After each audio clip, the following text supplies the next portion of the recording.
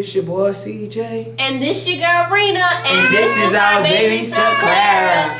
Make sure y'all subscribe to CJ and RINA. Alright, today we got a reaction video on the Balkan century. Guys, don't forget to hit that face right there so y'all don't miss any videos. And also, donate right there so we can keep going. I know y'all ready. We're ready. You're ready. I'm ready. Let's get it.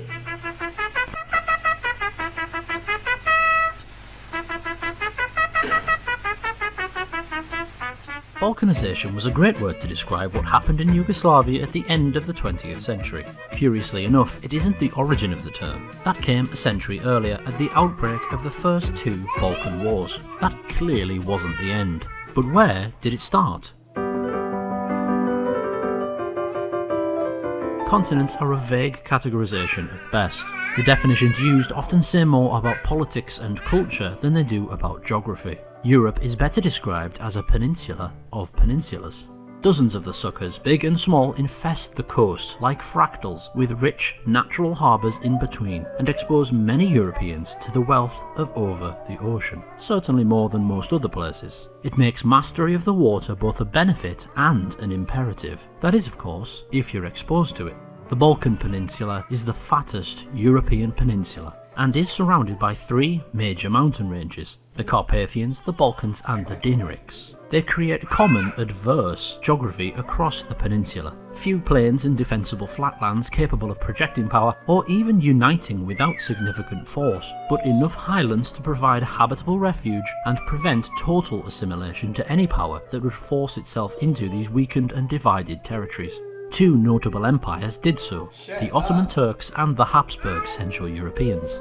As borderlands for empires, it was often more expensive to properly conquer each mountain and valley completely than the benefit it would provide. Beyond that, however, the highlands provided no advantage. These people were poor. The lowlands accommodated the imperial bureaucracies and armies who were somewhat better off but not wealthy by any standard. This made hardy, rebellious borderland raider societies. Occasionally, Balkan nations found a modicum of self-rule. The only consistently somewhat independent nations were the Romanian principalities. Unsurprisingly, this region was hardly populated until those problems would be overcome. Religion gained authority in the borderlands that the imperial authorities were only too happy to encourage. Then, as industry grabbed Europe, the Balkans again lagged behind. Unlike Great Britain or the German Ruhr, no confluence of iron, coal or other veins of resources provided a focal point for industrialisation. Solutions were expensive, like imports. But the problem was, empires didn't like dealing with each other. Trade was used as a tool in war, meaning vulnerability not only to your own superior,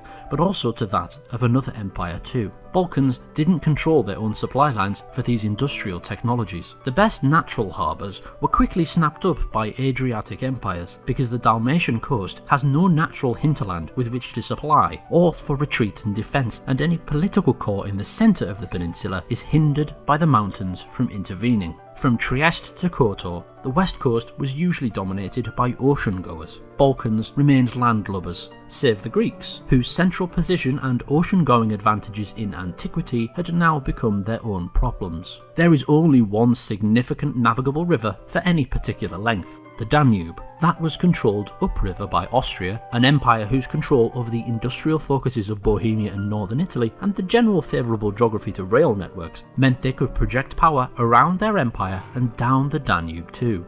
At the mouth and delta, Russia and the Ottoman Empire contested the Black Sea region. The Romanian principalities were caught in the middle of their power games, and the rest of the peninsula felt the reverberations.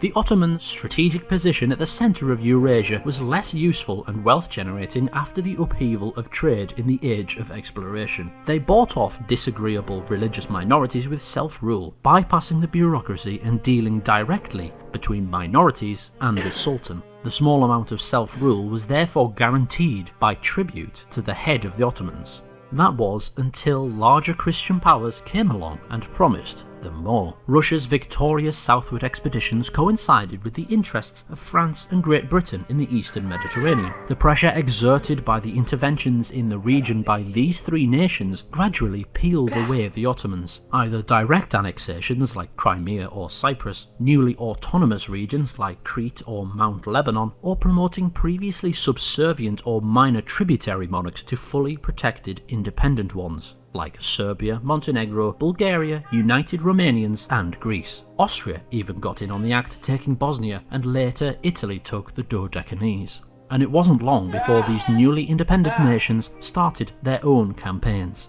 As products of a rising tide of nationalism, all previously the subject of imperial wars divided and ruled over by powers from outside the region. When these nations took their first baby steps on the land left between them by the retreating Ottoman Empire, they decided to fight imperial wars and to divide and rule over as powers from outside the region. This nation-hungry peninsula proved its volatility on a larger scale pretty soon. The Serbist Black Hand's assassination of Archduke Franz Ferdinand often gets the blame as the spark for World War I. Although they were simply a symptom of the heights of nationalism and pro-war fever, it's a twist of cosmic irony that despite the war, in 1918 their general ambitions came to fruition. The retreating Austrians, Hungarians and Turks, along with the general flattening of the Balkans by the Central Powers, created a power vacuum and the perfect situation for a brand new government. That vacuum was filled by the Belgradian Pan-Slavic nationalists, who didn't find an issue with slamming together Croats, Slovenes, Serbs and everyone else besides under the rule of the existing Serbian monarchy. During the next World War, the Axis invasion meant the redivision into a Croat puppet state with nominal self-control and a Serb region with all the valuable veins of infrastructure ruled over directly by the Wehrmacht war machine. This did nothing but deepen the divisions, especially when the puppet Croatian state used the Croatian flag with Croatian symbols and the Croatian language in carrying out the dirty work of the Nazis. Among the victims, many Serbs, with whom they were once again forced to share a nation when war retreated and communism took over. Yugoslavia became a national identity through brute central force, and overlapped in time with other unifying features: the broader Pan-Slavic Brotherhood, communism, and strongman figurehead politics with Josip Broz Tito, the one-man state. He stood up to the Soviets and formed a distinctly Yugoslav relationship with both sides of the Iron Curtain. The Socialist Federal Republic became the founding member of the non-aligned movement, a large bloc of countries flipping the bird to both East and West during the Cold War.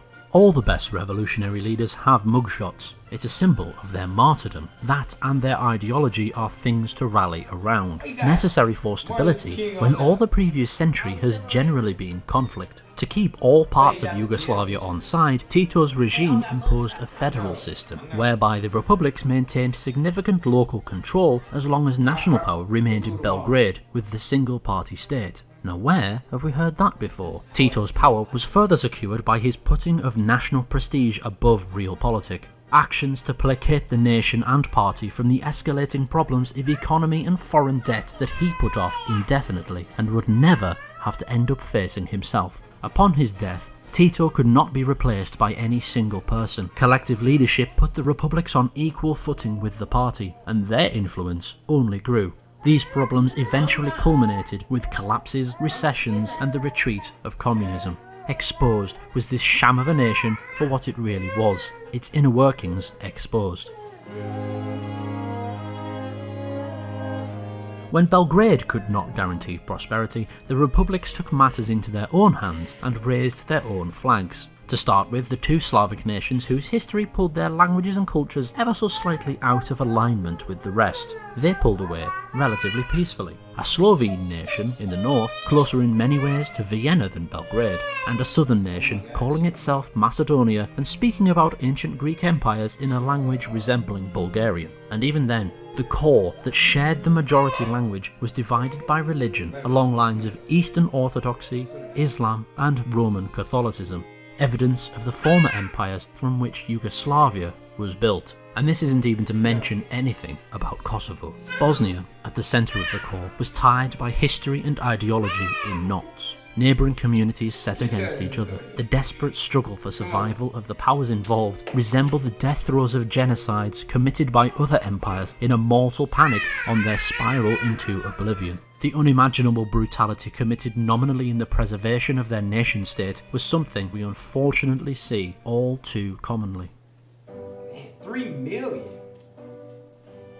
For only the blink of an eye in human history has the nation-state type of country existed. A nation-state is the overlap of a culture with the highest authority in a certain space. However you define those cultures is up to you, but language and ethnicity are two of the most common. The authority, or state, is ostensibly duty-bound to progress the interests of the single culture for which it is named. But as we have them today, two cultures might occupy the same space. Two states can't do that. This is where the self-determination model of nationhood falls down. It's simply impossible in many cases. If different groups want to take different paths, the way nation-states work, it leads to conflict of ideas, of words, and many times even more than that. So when the dominant nation or culture feels mortally threatened, the nation-state representing it will delve the depths in any desperate and illogical manner, up to and including the oppression, deportation, and ultimately extermination of foreigners from within.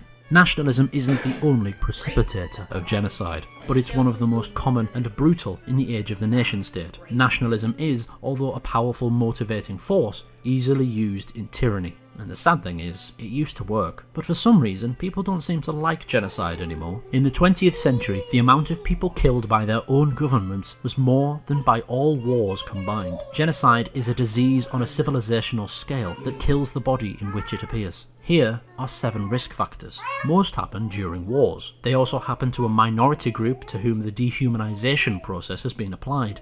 The more ethnically exclusionary the government, the higher its likelihood. Is your country isolated? Autocratic? Well, you're in luck. And here are the steps that genocide takes. Classification. Symbolization. Discrimination. Dehumanization. Organization. Polarization. Preparation. Persecution. Extermination. And finally, denial. Bosnia was where those involved plumbed the depths of humanity in the kind of act that should always be nothing but a source of utter shame. And the fact that I said should speaks volumes. All in all. While in most areas of Europe, language or religion are the primary unifying features, and as so imposed and promoted by government from within, the imposers, the centres of power over the Balkans, have lain outside of this area for far longer than they have ruled themselves. Vienna, Moscow and Constantinople, and even Paris, Berlin, Rome and London have often been at loggerheads, with the Balkans dragged apart and caught in between. Those here with anything in common can find other things to divide them. Balkan cultures, just like their states, have no uncontroversial borders. Unsurprisingly, the places where the overlaps exist and the divides become unclear are where the conflict plays out more brutally. While rhetoricians use historical events and stories about long dead people and states to justify positions in the present day, they are but a thin veil for the truth. And since these different people often share the same language in the Balkans, it's not even possible to hide between translation and cultural difference. The narcissism of small differences played out large. It takes real balls to rise above the divides. To use selective history in your politics to justify your opinions is cheap, and attempts to recreate or gain revenge for history will not work. The Balkans is one place where repetition of history should be avoided at any cost.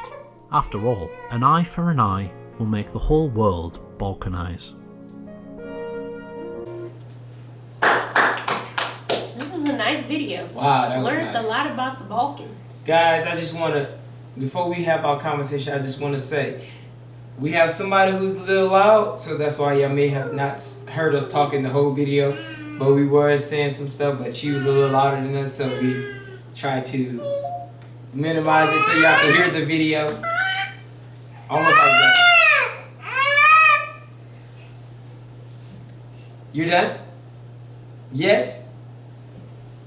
Okay. So, guys, I actually had like a good part of the video when I saw that she said that it was rocks, but it looked like bodies.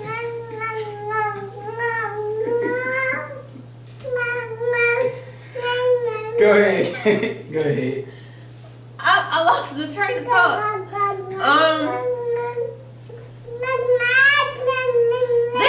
They were rocks. I don't remember seeing dead bodies on the ground. Well, guys, if y'all didn't see that video as good, make sure y'all check it out in the description below, comment below, and also donate below so we keep going. And guys, make sure to subscribe to CJ, Rita, and Clara. Like always, guys, peace. Bye.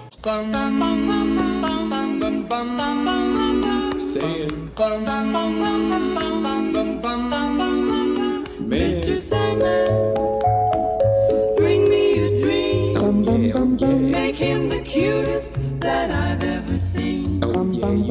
Give him two lips like roses and clover. Then tell him that his lonesome night. Let's get it.